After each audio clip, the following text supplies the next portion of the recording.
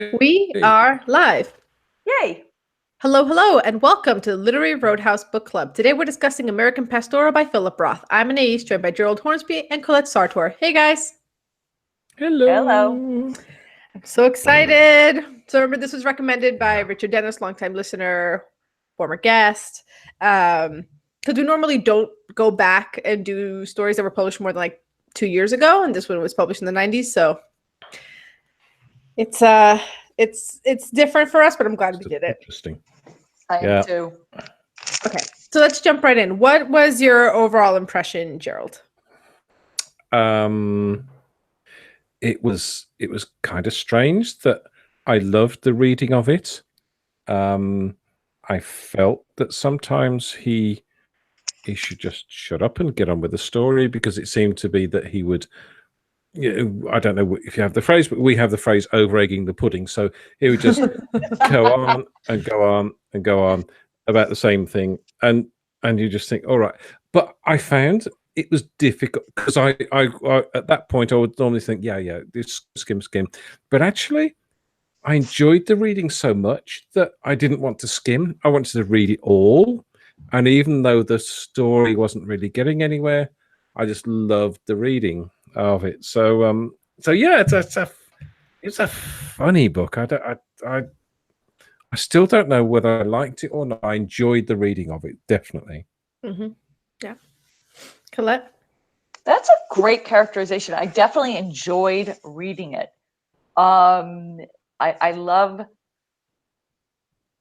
Philip Roth is such a great observer of human nature in a lot of ways. I mean, it's clearly he's got his opinions, many of them, and they come screaming through. But he's got such a way of representing different points of view, like quirky turns of phrase and just viewpoints that I wouldn't have thought of myself, or that I may argue with and I may disagree with, but that I enjoy reading about. You know, I love the Swede. I do. I mean, he's such a sad, and it's actually kind of it was quite interesting to read about a man whose downfall is to try to be a good person. You know, that's ultimately what brings him down. And so I found that fascinating. I was frustrated by what I felt was Philip Roth's love of his own voice. I could have, but overall, I did find myself skimming near the end because I was so interested in where he was. And I know we're going to talk about the end, but it's one of those times in my life where I was so invested in the book, and I knew I was getting near the end. We're at the end, and I started thinking, well, where is he going to take this? You know, because I know he's not going to. He's too clever of a writer. He's too good of a writer to do X, Y, and Z. So where is he going to take this? And then, so when it slowed down, I got frustrated. I started skimming because I wanted to see what he was going to do. Mm-hmm. But overall, I enjoyed it. I agree. I don't know if I would say I liked it necessarily, but I was fascinated. So that is liking it. I was fascinated. Mm-hmm. Yeah, I liked it. I had the same frustration with the repetition. And as you were speaking, I realized, yes, he gave himself a pacing issue sometimes, where it's like, you built up all this momentum and now you're talking about flowers again, like literally. But other than that, I really enjoyed it because, like you said, he is such a keen observer of humanity, civilization, society. That's just like, I was underlining constantly, just highlighting and highlighting and highlighting all of these moments where I was like, yes, this is true. Oh my God, this is amazing. And for that reason, I really enjoyed it. And then I was telling Gerald, I was telling people as I started reading the book, I was like, oh, this book is so good. I hadn't even gotten past the reunion. And I'm like telling people to read it. And 4 people started reading it with me. It was incredible. Really? Yeah. It was wild. So yeah, my boyfriend started reading it and 3 friends of ours. Yep. So yeah. It's one of those books that once you start, you find it very difficult to put down. So I'm not surprised that once people sort of open it up, they just carry on reading. It's one of those. He has a great way of writing. Though it's funny because one of my friends who read it, his main frustration that he latched onto in the first third of the book has to do with the plot structure and the framing device. So let's take apart real quick the story structure, because this book is unusual, not just in the timeline, but even in just the way that the story is framed. So Colette, can you break this down for us? Well, it was really unusual. It's, he's using a thinly veiled version of himself, Philip Roth, the writer, who, has these memories of the Swede, someone he grew up with, and he goes to a reunion. And is that where, I can't quite recall, because I've spread out the reading over the course of a couple of weeks. I believe he gets in touch with the Swede. Is it before the reunion? Before the reunion. They actually have a meeting. And then he sees his brother at the reunion, who he had been friends with. He sees Jerry at the reunion, the Swede's big younger brother, and finds out, and the writer had been Sam, right? No, Nathan Zuckerman, which is a recurring character in Philip Roth works. That's right. How could I forget? So Nathan thinks while he's at this meeting with the Swede prior to the reunion, this man is a nothing. He's a schlub. He's boring. And then he finds out all these horrible things from Jerry at the reunion and starts to imagine who the Swede really was. And then I think that's the launch pad to go into the heart of the story, which is about the things that have happened to the Swede. So then Nathan kind of recedes, except as the authorial voice, and he tells the story of the Swede as he perceives it.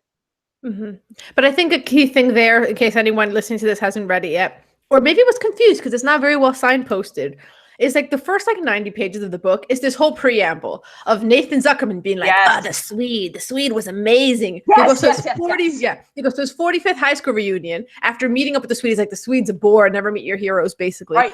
Goes to this reunion. Jerry is there. Jerry is the Swede's brother. And then, it's so subtle you'll miss it. He's like, I thought I'd write a novel about someone like the Swede or the Swede himself. And the rest of the book is the fictionalized novel. It's Zuckerman filling in the gap of which is what's so wild, because if you look at facts he got from Jerry and facts that he knew himself versus the book, the rest of the book, the fictional book in a book that he writes, that's when my friend got frustrated, like, am I reading a book in a book right now? He got so mad. But that's a great way. Book in a book. That's exactly what it is. It's a book in a book. Yeah. So, the facts that we learned from Jerry. The Swede's daughter, Mary, blew up a general store. And the Swede remarried, had 3 kids. There's no timeline there, by the way, that Jerry tells him. So that timeline's made up. And things that Nathan Zuckerman already knew about the Swede was he was an all-star sports guy in every sports in high school, and he read The Kid from Tompkinsville, which we'll get into. I love that dumb little baseball thing so much. I love that too. But wait, remind me. So did Nathan run into the Swede with his boys at the ballpark, or did someone else tell him about that? Because he did do that. That's a real Nathan memory. So that we know. So that is a fact, because I had taken that as fact. I thought I remembered that Nathan had run into him. So we know the facts that we do know. We know that he did go on to remarry, and he did have another family. Yeah. And I actually have to say, I loved the end point of this book, because I actually love that we don't really know the timeline, but that we know that he moves on from that ending. I thought that was really, because, he gets, that ending is so heartbreaking, because he's lost everything. Yeah. And that's where he leaves us. And yet it was a heartening ending, because we know from Nathan's memory, from Nathan's, not quote unquote real memories. From his real memories, that the Swede goes on. Yeah. When he becomes an older man, and he does eventually die, but not until he has another family. Yeah. But even all of that heartbreak stuff, the whole thing that happens in the meat of the book is, again, fiction as imagined by Nathan Zuckerman, right? Fiction as imagined by a fictional character. That's why this plot structure is so unusual in and of itself. At the end of the day, the lessons that you learn from it, it's really arbitrary if it's fiction written by a fictional author or fiction written by a real author, right? Yeah. the lessons are the same, the story is the same, but that was very unusual, and it really frustrated one of my friends. He didn't like it at all. Really? It bothered him. It See, just and bothered him. It's funny because that's something I loved about the book. Mm. That's something that sucked me in. But I did find myself thinking, how would the book have been different if it had just been about the Swede?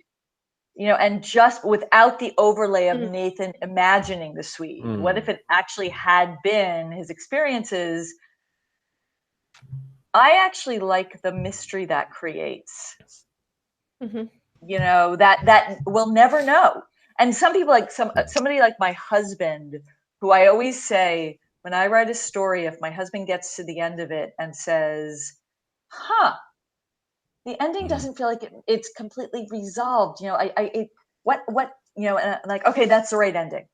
I like an open-ended ending where I'm left wondering about certain things, but the fundamental concerns I had about the characters are addressed.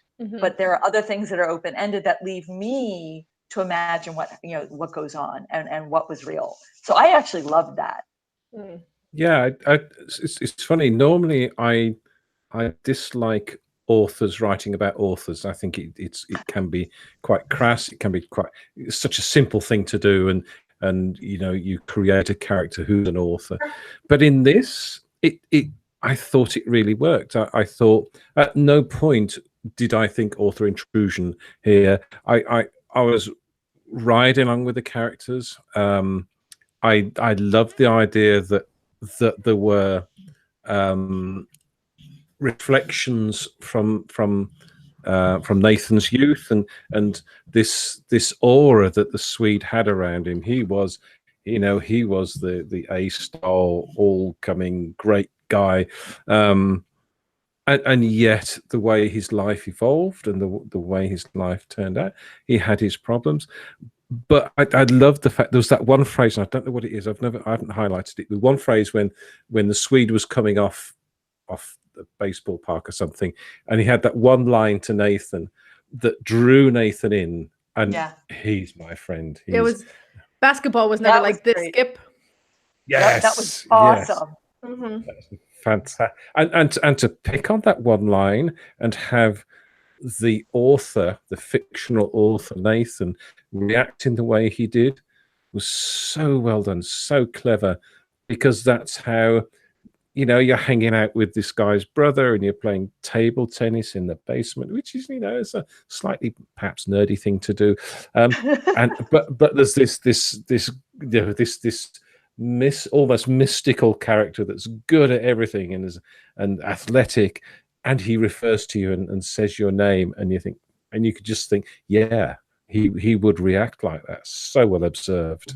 And that's the thing. I think part of also why, in this case, having a story about an author writing a book, even though it's not about that, one thing that I did like is that 90-page sort of preamble really set us up. So one of the things that I really enjoyed was, for the kid from Tompkinsville, the reason I really liked it, and he drops hints later in the book within a book, that the Swede is shaped by the values of the main character in the kid from Tompkinsville and becomes him, grows up to him, sacrifices for the family, all a good, very humble, and yet all this tragedy before, like there's that parallel. I loved it. And then you think, you can imagine a writer taking that one clue he had about someone's psyche, someone's values, and then extrapolating it into a story about that person. So I love that. Like those little details were just fantastic. And then the other part of the story within the story, like structure wise, there's that little bit of preamble where he says, he did as much research as he could. So I'm sure he researched, when did Newark maid actually leave Newark? What did Dawn Dwyer do after she was Miss New Jersey? So there's probably some touch points in there that he's referencing that came from actual research, like a writer would do. So there's some level of, okay, this is rooted in fact. They did live in Old Rim Rock. She did build a new house. She did run off with Orchid, because those things can be found. Those things can be discovered through research. And the rest, the internal world of the Swede, is Nathan Zuckerman, isn't it? Yeah. It's it's what Well, one of the things I think also and that's actually what I mean, that's the beauty of fiction, right? I mean, that's something I actually loved about this book, that he actually gives, there's clearly so much love of fictive worlds, because you're right. That's I didn't even think of it that way, but it's what is happening in the book. He's paying tribute to writers who go in and can take a few facts, research them, and then build this whole world around those facts with characters who we believe are real, because we've got those facts.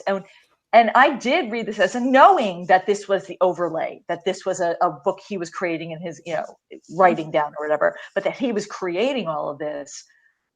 I was willing to go with it. And there were only a few times where I thought to myself, okay, yeah, now that this is, he's clearly creating this. Like, I loved when he talked about the intimacy between the Swede and his wife.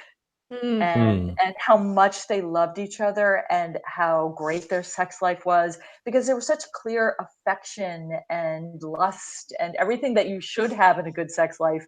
And like, well, this is coming from Nathan. And this is what he's imagining. This is a man who's impotent himself. Yeah. But he so richly imagines this part of their lives. And I'm so glad he did, because it made them feel more real. It's something that made me buy into this world and say, screw it, I'm forgetting about the structure. Even as a writer, where I'm so conscious of structure when I read, like, I don't care. This makes me love these characters. It's such a great storyteller, and I think that point about the sex life is because at no point did it feel overdone or underdone. No. It wasn't really salacious. It was just this. And when you think about, Philip Roth created a character who's creating a story, so clever to do that. But I think what I was saying also, he's creating the story, but he's still injecting himself in it the way that authors do. I'm like, the thoughts and the things that are motivating the Swede, it's like Nathan imagining himself in the shoes of the Swede, right? How he would think. And I think part of how that comes through the strongest a little bit is the themes that are explored in that book within a book. So that timeline's jumping around all the time, right? And it's touching all these different historical moments, and it's tracking the lives, mostly these 4 generations of Lvovs, mostly the last 3. The very first one's like mentioned in passing, the very first one that arrives in the United States. Right. And it's about how they're acclimating to life in America, which you can imagine. Nathan Zuckerman, Jewish boy who grew up in the same neighborhood, went to the same high school. His life isn't actually that far removed from the Swedes. So it's very easy for him to inhabit those shoes and to create that book. To see, like, what are these tensions? How do you acclimate? How do you feel put out by, the genteel society? So how do you guys think that the timeline, the way that it was revealed, supported the themes that he was exploring? The timeline moved around so much, right? It was, my boyfriend said it was like nesting. Like, you would have a flashback and a flashback and a flashback. Yeah. It was, I think he was quite good at anchoring the storyline in the place. So you didn't, when you started on a different timeline or in a different era, you didn't think, where are we now? He's very good at anchoring it and saying, this is where we are. So you're in that time and place and with those people. So he did that really well. Normally timeline things really bug the hell out of me. And jumping around, it's really annoying. But in this, it was just a sort of subtle. It's not a subtle switch. It's like a big switch, but it livened the narrative up a bit. And you think, well, just when it's probably a little bit to do with the way he sort of overdoes things a little bit. And just when you get a bit bogged down, you go, bing, we're in a different place, and it sort of it brings it back to life again. Yeah, and I think because, ultimately, this is not. It's funny. It has such a strong plot, or it has such an explosive event at its core, and yet it's a languid book. I mean, the pacing is languid, and I think. And that's why part of the reason it's languid is because he's doing the nesting doll of a flashback within a flashback and a flashback. But I think there are a couple of reasons he gets away with it. A, he's Philip Roth. He's a phenomenal writer. So he's very clever about what he chooses to tell us. But also, well, this is an and actually. He really, what the story is about is the internal life. That Nathan is trying to figure out the internal life of this unknowable man, this man who he thought was a hero. And then when he met him in later years, he thought he was a bore, B-O-R-E. And then he discovers, in fact, some horrible things happen to this very good man who seemed to just have always have good things happen to him. So to him, the book seemed to really be about that internal life and what drove the man. So there's so much internalization, and we're so closely held in the Swede's point of view that it allows the book to get away with those flashbacks within flashbacks within flashbacks, because it's not Ulysses. It's not, we're going to follow somebody's train of thought so far that there's no real, who the hell knows what's going on in this book. But there's so much internalization that I kind of just started to get into the rhythm and just know that that's the way this book was being told, that the plot line was there to anchor us, and it was kind of a touchstone so that we could go back to it. But ultimately, the richness of the story came from his remembering what things used to be like as opposed to what they are now. Yeah. It's just that juxtaposition. Steeped in nostalgia. Yeah. And that nesting, it's funny because at one point, so my boyfriend was reading it, I had already finished it. I was like, oh, where are you up to? He's like, Bucky Robinson. And I go, oh, so you're at the dinner party. He goes, what dinner party? I'm like, the Bucky Robinson story is because of Bill Orcutt, because Bill Orcutt's coming over for dinner. He's like, I'm like, once you're done with the Bucky Robinson story, he's going to introduce all the other guests. He's like, what? Like, it stops for like 50 pages of just like, who is Bill Orcutt? And he laughed out loud. He goes, Bill Orcutt was just an acquaintance. And then like literally the next paragraph, they played touch football every Saturday. Like, okay. Yeah. Didn't really know Bill Orcutt. Played with Bill Orcutt all the time. So things like that happened all the time. Oh, constantly. In a way that I felt was very authentic, but it would just put the story on pause. Like, oh, Bill and his wife Jessie are coming over. Pause. 50 pages about who Bill Orcutt is, about the cemetery tour, about the touch football, about Bucky Robinson, who wanted us to go hang out with the Jews, but we didn't want to do that because we were just like, oh my God. Wow. There was this like breathlessness. But it makes sense when you're trying to do the internalization of someone, because that's the way the mind tends to wander. Your mind just, and what takes 50 pages to write is something that you as a person in your mind acknowledge, recognize, and summon in a matter of seconds. Yeah. So like that's that like disconnect. But one of the things that about the way the timeline was revealed that initially bothered me, but upon review I appreciated, so I flipped, is I was very mad initially that Sheila, who's an important part of the story, doesn't get any screen time until you need to find out that she had an affair with the Swede so that you could have that explosive moment in Dawn's study. Like, why is she being dropped in here pages before? But then I thought about it some more, because this also happened with Bill Orcutt, because Bill Orcutt, you know nothing about him, even though we have been through the timeline when Bill Orcutt would have been doing touch football, when you did the cemetery tour, but you don't drop it in there. You drop it in at the end just before Bill Orcutt is dry humping your wife. It seems very convenient. Right? Like, why is this stuff being dropped in now and not before?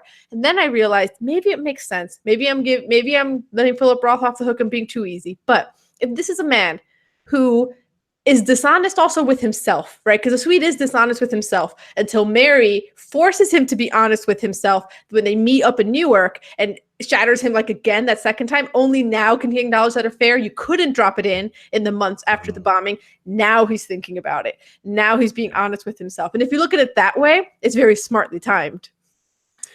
I think it is smartly. It is smartly timed because it's not about the timeline itself, because that would be extremely boring to run through the events as they happen in life. But he's anchoring the anecdotes to the people. So it's the characters which are important, and it's the characters which create the sort of flashbacks and the reminiscences, which then form the narrative. So it's I think in a less skillful writer, it wouldn't work. I think it would be too complicated, and you'd be searching for somewhere way of finding out what's going on. I think he's such a skillful writer. He just does it, and it makes sense. Mhm. Well, and I think, Annie said the exact thing that was bugging me. I woke up thinking about that very issue, Right. and thinking, why does he get away with this? Because if Mhm. this were a colleague's draft that I were reading, or if this were a student draft or something, I would say, wait a minute, you've got the two lovers, the two, affairs, and you don't introduce those characters till deep, deep, deep into the book. You can't do that. Important characters have to be introduced sooner, and yada, yada, yada, and all those rules of fiction. Mhm. And yet, Anise, I think you hit it, and this is the exact same conclusion I came to. We are so deeply in this man's point of view that until he re-meets his daughter, he's still trying to be a good man. He can't see those things. It would never even occur to him to see those people, because he's trying so hard to hang on to his present day quote unquote reality. I think you hit it right on. That's exactly the same conclusion I came to. And Gerald, I agree. In a less skillful writer, it wouldn't work. Yeah, because when my knee-jerk reaction was, you can't just introduce the Sheila affair pages before he confronts her. Like, that is a rule, sir. But it worked. But it worked. And the other thing that I noticed was, we're so deep in this point of view, the Swede isn't even in his thoughts dropping F-bombs until after he meets Mary and he's at the dinner party. He's like, what's wrong with this? Why should I feel bad about anything? In his thoughts, he's finally exploding a little bit. And in the study, he explodes a little bit. And now the swear words are coming in when they weren't there before. And it's this subtle way of like seeing the Swede starting to like come undone. He's really getting agitated at this dinner party. And it's so funny because for him, that's undone. And for us, we're like, Jerry's the other extreme, but I'm like, Swede, do something. Do something. Just do something. Yeah. But because we're so deeply in his point of view, though, that it is like all these little things like, oh, he's dropping F-bombs now, Swede's out of control, is only the kind of thing you get away with in a story where you're this deep into someone's point of view. It actually reminds me a little bit of having experience like this, where when I zoomed out of myself, I'm like, this author has really taken me there. It was with My Brilliant Friend by Elena Ferrante, when the Solara brothers walk in wearing the white shoes that Lena made herself. There's no reason why I should be gasping like that's the most dramatic thing, like someone just got beheaded, but it's because the author put me there. So it was that same feeling of like, here's something that out of context, some guy walked in with wearing white shoes. Would not be a big deal. But the author took me there that I gasped out loud and dropped the book like a hot potato. And that happened here in this book. I was so close to the Swede that when he starts dropping F-bombs, I'm like, whoa, Swede's losing it. Swede's losing it. Yeah. Seeing that reaction in myself was like, well done, Philip Roth. Yeah. No, seriously, it's true. We only hear the way the Swede, we only hear and see the things as the Swede would hear and perceive them, and relay them. It's it's an excellent point. I completely agree with you. Yeah. So we still have so much more book to talk about. I have questions for you guys about things that we don't find out by the end. Like what? Okay, who Rita Cohen really is. Oh God, I hate her. Was she really? Oh, I despise her. But was she really connected to Mary? And we never really know. He tells when the Swede says, she's died. We never find out how Mary died, right? And so, I mean, those are the two biggies for me. I'm like, wow, he actually got away with that. I mean, he, the author, he set up these things, and I felt like because the book is so full and rich, it was very purposeful for him to not let us know certain things by the end, because we didn't like you said, we never know the timeline of when do he and his wife finally divorce. Like when do we don't see that confrontation scene where he lets her know, or if he ever does let her know that he knows she's been cheating. We don't know how that marriage, it was fascinating to me how many things he didn't pay off and didn't need to pay off. Or did I Yeah. did I miss something? I don't think I missed No, something. no, we don't never think find so, out who no. Rita is, and we never find out a Right. lot of stuff. Yeah, No. and it's fascinating because we don't need to. Mm-hmm. And I think there is so much stuff in there. There's so many stories, there's so many little sort of narrative arcs within this whole book that you can't. It would make it a much less subtle book if you tied off all the everything with a Yep. neat little bow. I think there's so much in there that you just leave it hanging, and you think, okay, I don't know who she is, I don't know what happened to her or him, but that's fine because the central core and the central theme of the story comes through so strongly. Mm-hmm. Yeah. Well, he gives us the essentials. You know, we don't Yeah. necessarily need to know how Mary died, but we know she died. We don't have to know when, we don't have to know the sordid details of the Swede and his wife confronting each other about the affair. And we just know they got divorced and he went on to have another family. Those are the, and I'm fascinated at how well Philip Roth chose. Okay, you need to know this, but you don't need to know the rest of it. He actually chose, like, his sense of what the reader needs to know is pitch perfect. It really is. I was so impressed. Yeah. So we've already talked for a half hour, and we haven't even touched really important things like the setting of the book, the comment it's making on race, class, religion, American society, Oh my war. God. It's so expansive, right? Like, okay. So let's just talk about the setting, because I thought the setting was also expertly chosen. Yes. Yeah. So Colette, would you like to? Well, Yeah. I mean, I'm like you. I'm from the area, Mhm. so I was absolutely fascinated because,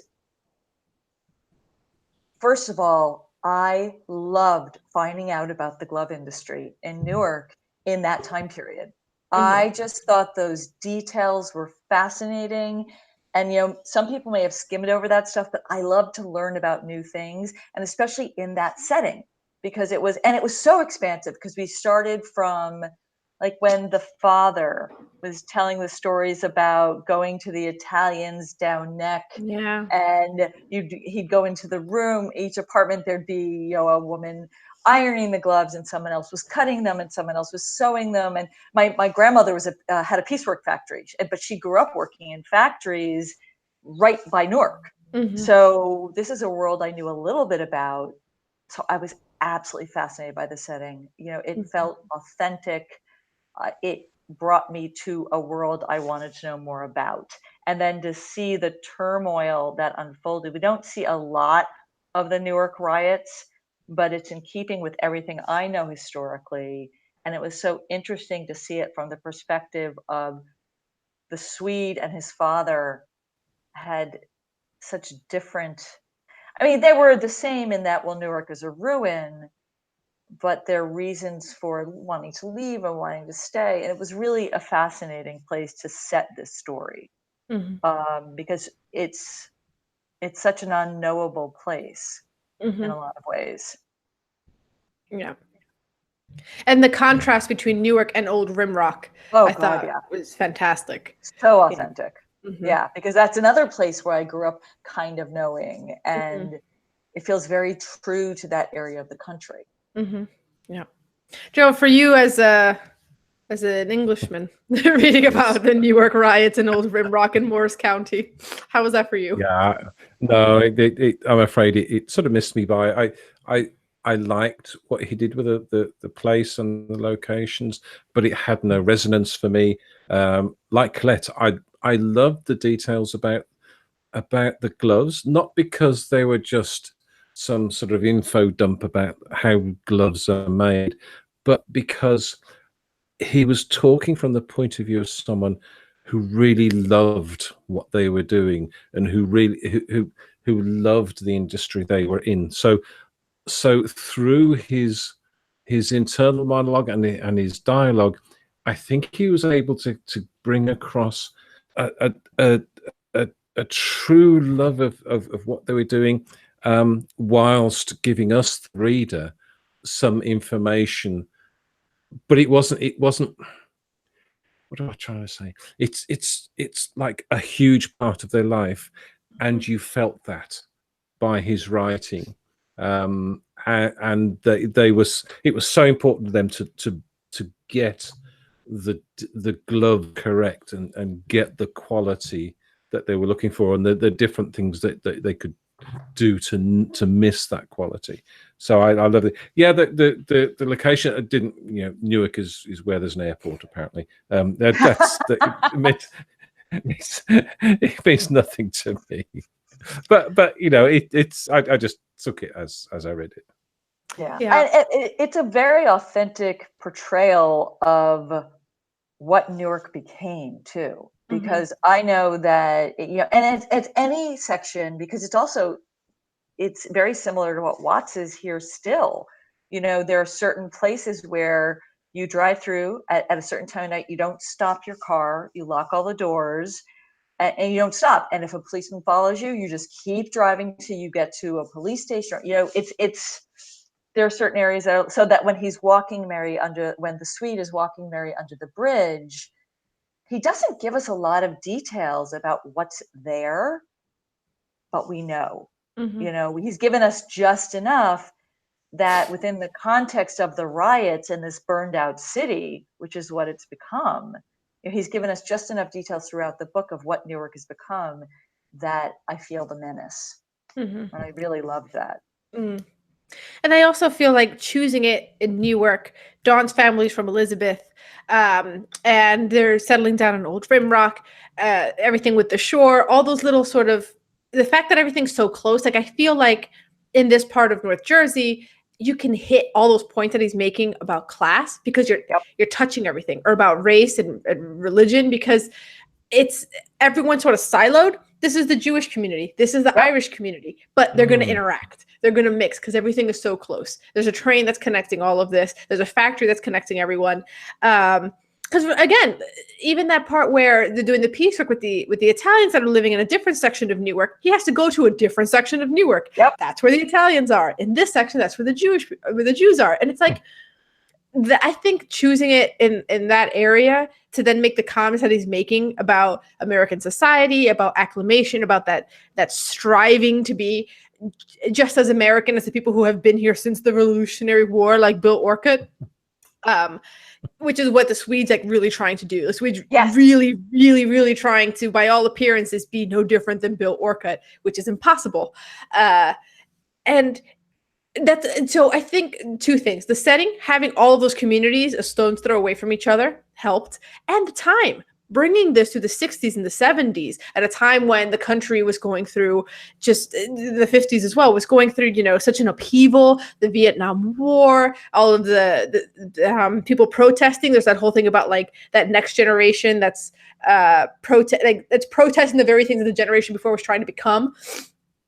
It was beautiful. Like the setting in terms of time as well was and especially to put Mary, actually it could work now, but there was the 80s and the 90s were such party money times, and you didn't have as much passionate protest. There were much more superficial times, whereas I can see someone like Mary who becomes mentally ill, but I don't believe is necessarily mentally ill when she does when she bombs the little post office / general store. She's angry. She is a product of her times at that point. And then she becomes a product of her experiences. And that's when I think whatever penchant for mental illness she may have had becomes full blown. Because Philip Roth, I think, also does a wonderful job of using the time period and the tumult in conjunction with these very big personalities. Like the grandfather, when you look at the grandfather, we see a mirror of Mary.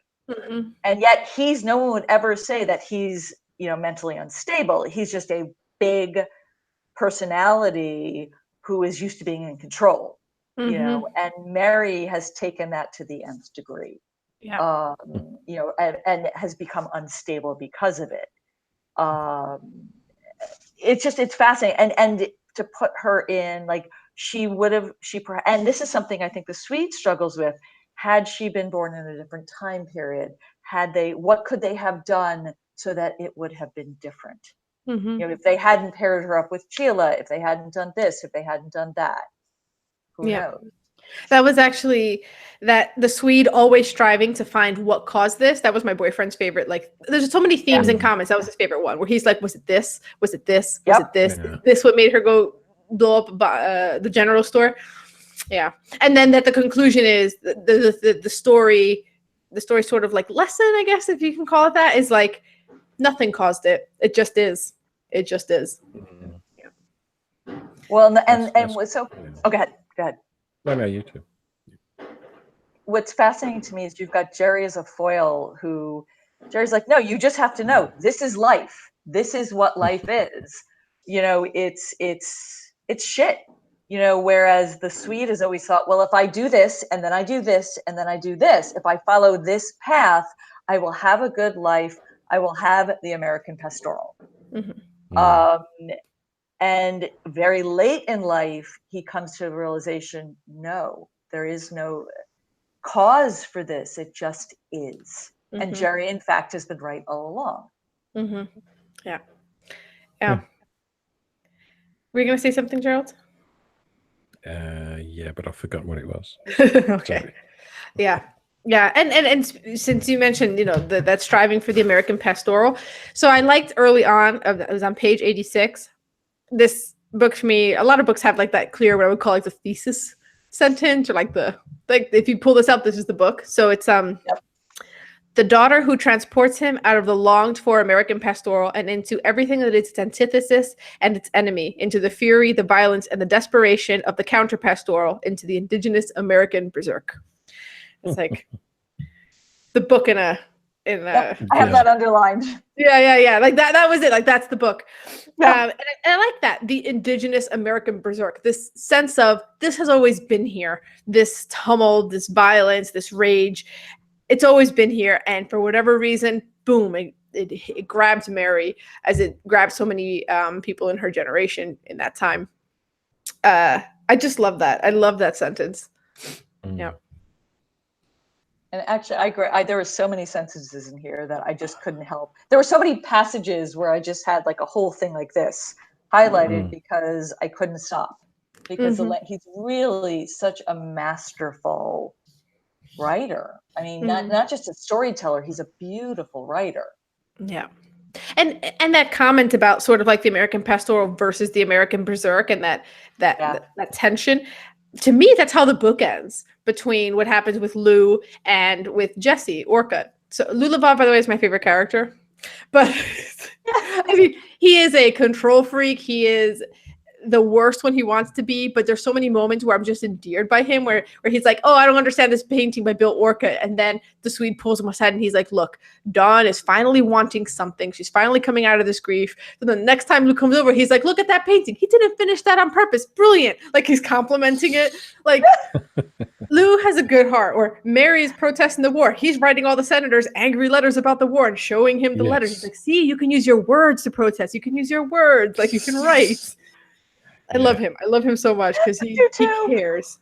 Well, just the image of him trying to feed Jesse the cake. Oh my God. Quite frankly, I would have wanted to stab him with a fork too. Yes. I would not have done it, which is so she is the embodiment in her own drunken way of the American berserk, but the whole scene is, I have to say, I loved that ending because who knew that's where it would go? I was trying to come up with, okay, well, he's not going to go here. He's not going to go here. Mary's not going to be the one who shows up. So where is he going to take this? And I never would have come up with the drunken woman trying to stab Lou with a fork. Yeah. And it being sort of like a microcosm, or just like a miniature of the tension between the Swede and Mary. Because at that point, Lou's trying to play a sort of paternal figure to Jesse. He's trying to, with this limited way, this woman who he's going to see maybe once a year, if that, trying to make her life better because he feels like that's his responsibility, in the way that Swede always feels responsible. And then he gets stabbed with a fork. Yeah. And he's completely blindsided by it. Yeah. It was very funny. Oh, Lou. Oh, when he starts monologuing and his wife Sylvia's like, okay, but what does that have to do with Deep Throat? And he's just like, let me finish. I'll get there. I like Lou. I think he might be my favorite character. Yeah. He was very amusing. Crotchety old guy, but, and such a history to him. Yeah, and he cares so much. Yeah. And that whole debate he has with Dawn about baptism, Christmas, Easter. Oh my gosh.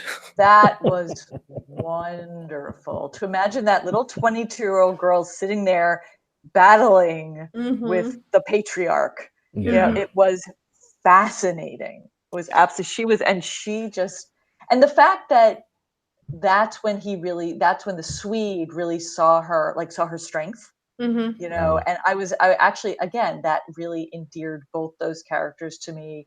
And it's what makes it a lesser heartbreak, obviously, but still a heartbreak that they're not going to be together. Yeah. Because clearly there was genuine, even though Mary sees the marriage as her parents' marriage as superficial.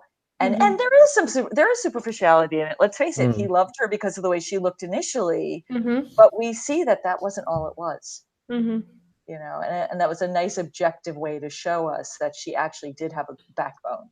And he supported her cattle thing when everybody else thought it was frivolous. I love the cattle thing. Why would anyone think raising cattle was frivolous? I know. Hard, nasty, ugly work. Yeah, I know. They're like, oh, she's just pretending to be more than a beauty queen. Okay, if you're actually up every morning at the crack of dawn, plowing manure, you're not pretending. You're doing exactly.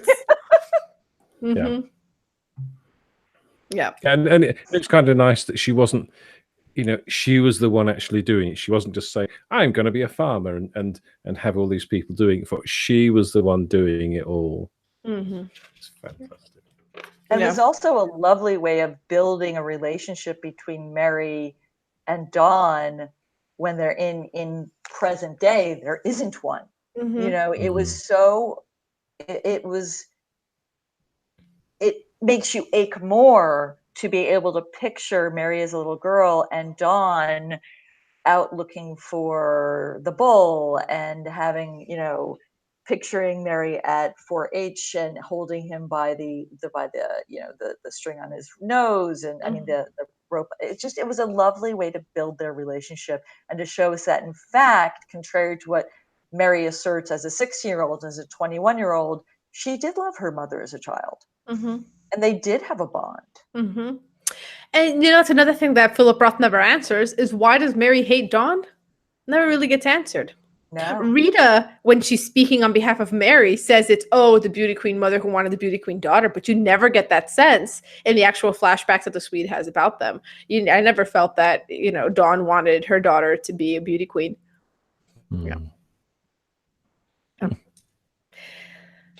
But it's funny because we're talking so much about the Swede, his life, his relationships and everything, but so much of the book goes to the class struggle, the war, the race. Initially Dawn resents Orchid because she assumes that Orchid looks down on them because she's Irish and he's Jewish, as the Swede's Jewish, not Orchid.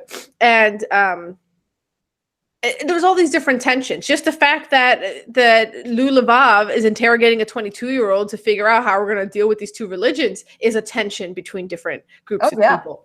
And so that part of the book, I actually felt like the book wasn't telling me how to feel about any of this, which was surprising. Normally when you start talking about, war and class and labor and whether or not you support the union and jobs going overseas or not and everything like that, normally the book leads you, or it's very obvious how the book wants you to feel, what kind of opinion it wants you to share. This book didn't do that to me. It doesn't. It doesn't. No, I agree.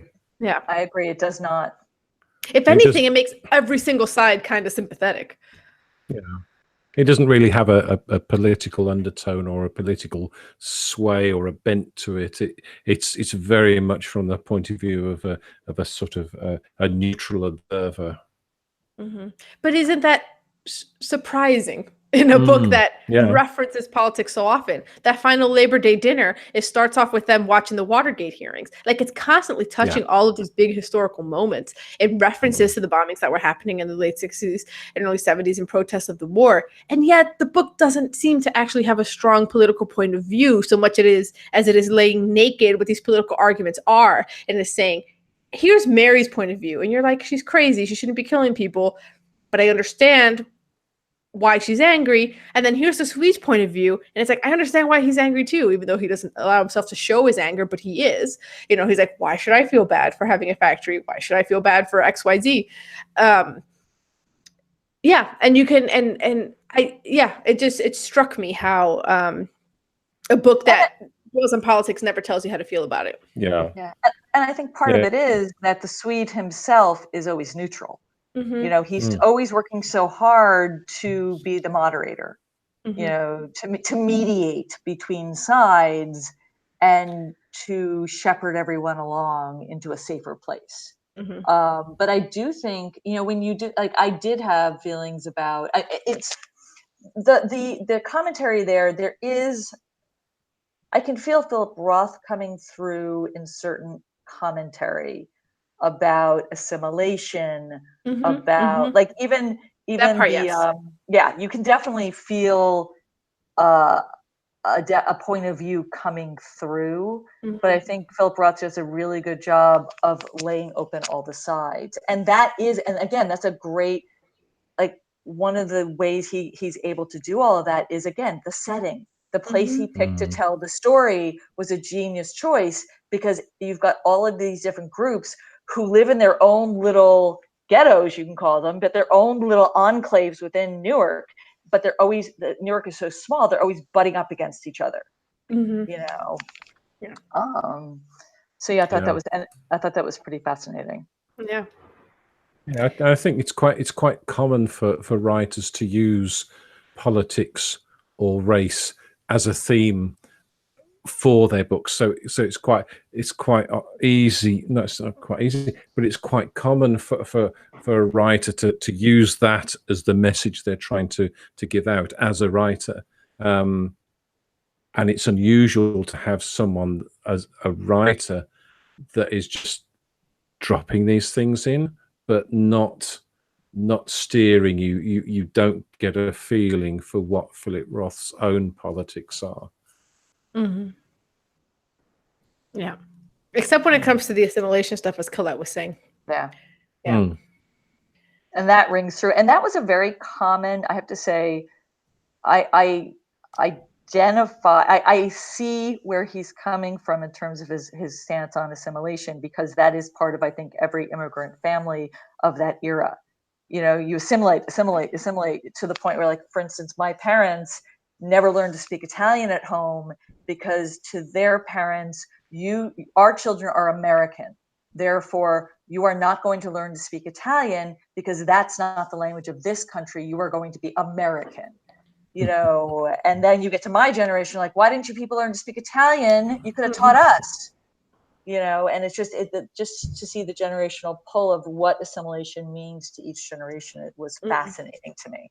And there's a way in which the Swede wanted to really accelerate that, because Lou wants to still keep the Jewish communities together. He's like, why don't you go move to Maplewood? Why don't, like, there's nice Jewish families there. And Bucky Robinson's like, oh, we all get together up on Mount Freedom. We call it Mount Freedman. Get it? Haha.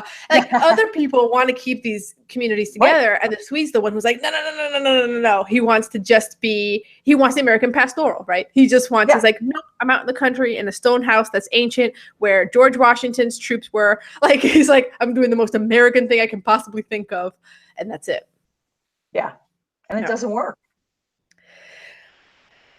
But it could have. If Mary hadn't gone crazy, it could have. He could every day imagine himself walking back from the train station being Johnny Appleseed and have been fine.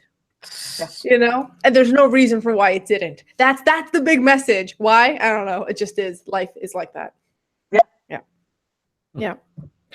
So we've hit that hour mark. Okay. Yeah. Any other comments or questions or anything you guys want to say? This makes me want to read more. I have Yeah. to say. I Yeah, never yeah, thought I'd that's say true. that, but I may have to go through the whole Philip Roth canon. Yeah. Yeah. Yeah. That's a Hopefully good he's not idea. always so repetitive though, because it did sometimes get on my nerves. Adopt the art of the skim. It's because you know what I realized at one point when he was like repeating himself a million times, he would have 4 or 5 turns of phrase that mean the same thing that are all beautiful individually. It's like he couldn't choose which one, so he gave you all of them. Gosh. Yep. Choose one. We know you're great. Choose one. Exactly. Yeah, it really got to me when he was recounting the conversations the Swede had had with Mary, and just conversation number 376, and you think, yes, I get it. Yes, I get. Oh, there's another one. Yeah, yeah. I think the Bucky Robinson is the one that got me with the flashbacks where I was just like, oh, because that's the other thing. So my boyfriend's like, oh, I'm to Bucky Robinson. I was like, oh, so at the dinner party. He's like, what? And I'm like, yeah, he's going to introduce the other guests soon. He's like, is Bucky Robinson one of the guests? And I go, no. He was like, oh. I'm like, Bucky Robinson never comes back into play. There's no reason why you're learning about Bucky Robinson.